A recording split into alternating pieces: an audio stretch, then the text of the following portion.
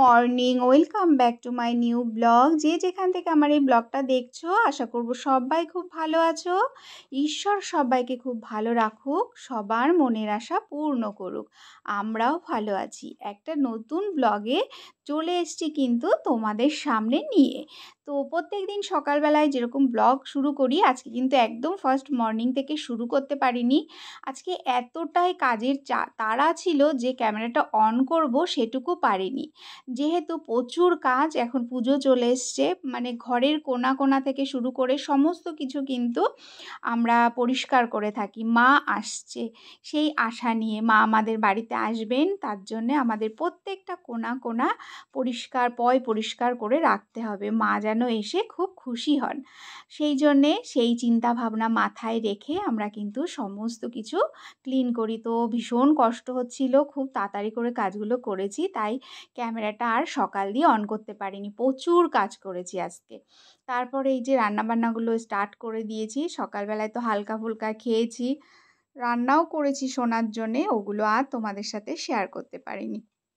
তো এই যে পটল ভাজা, বরবটি ভাজা, আর এখানে হচ্ছে সয়াবিন রান্না হচ্ছে নিরামিষভাবে। আজকে কিন্তু মহালার আগের দিন, রাত পোহালেই মহালা শুরু হয়ে যাবে, দেবীর বধন।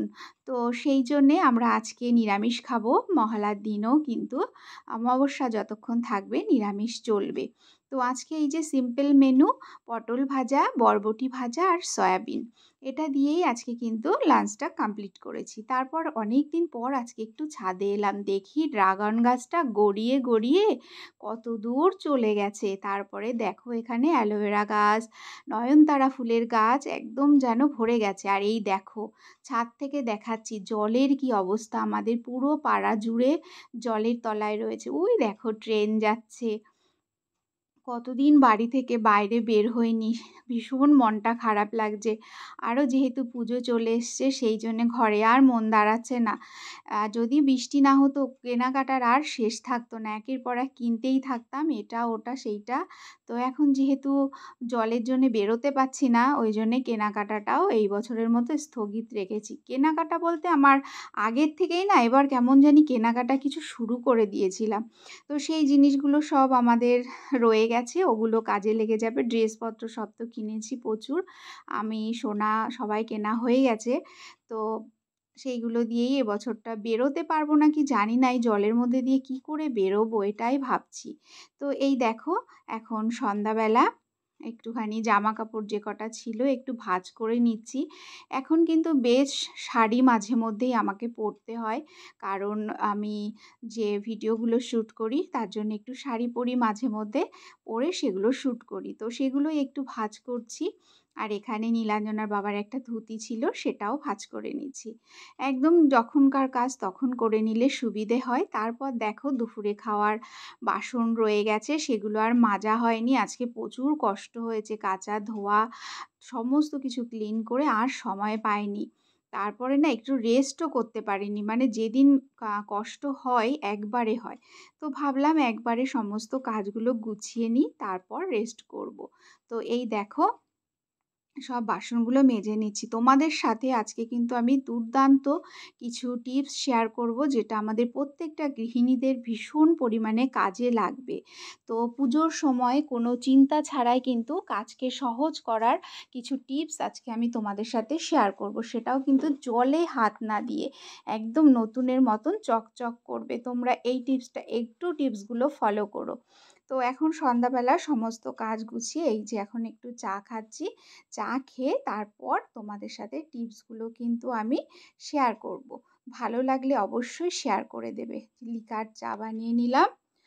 যেহেতু প্রচণ্ড পরিমাণে জলের কাজ করেছি, একটু ঠান্ডাও লেগে গেছে, তাই ভাবলাম একটু চা খেয়ে নিই। চলো টিপসগুলো শেয়ার করা যাক।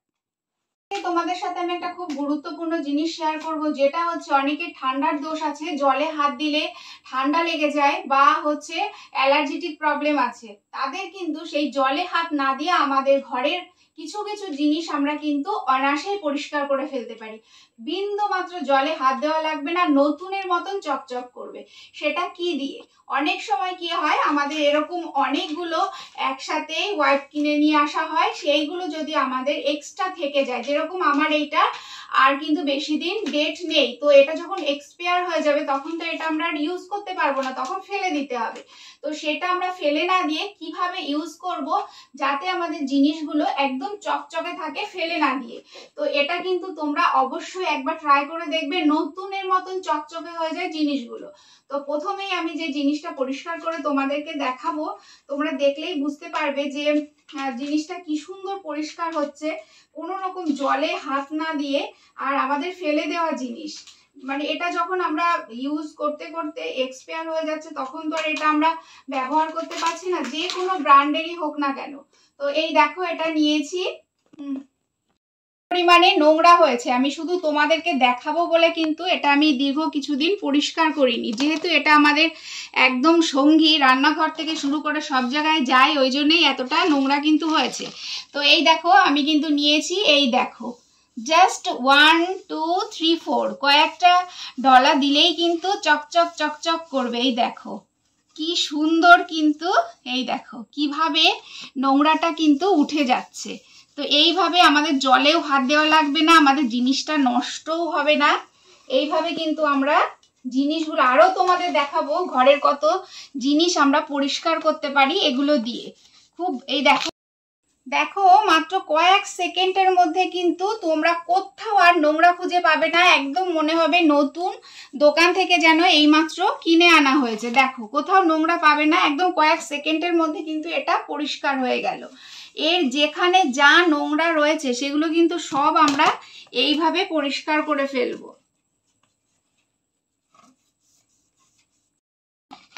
তো দেখো কি সুন্দর কিন্তু পরিষ্কার হয়ে গেছে, কোথাও একটু কিন্তু নোংরা পাবে না।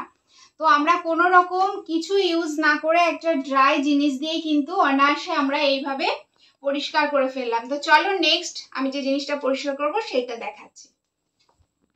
তো দেখো, এই সুইচ বোর্ডগুলো কিন্তু আমরা হাত দিলে নোংরা হয়ে যায়। আমার এই সুইচ বোর্ডটা আজকে পরিষ্কার আছে, আমি কিছুদিন আগে করেছি, তাও তোমাদের আমি এক্সাম্পল দেখিয়ে দিচ্ছি, তোমরা বাড়িতে কিন্তু একটু পরিষ্কার করবে।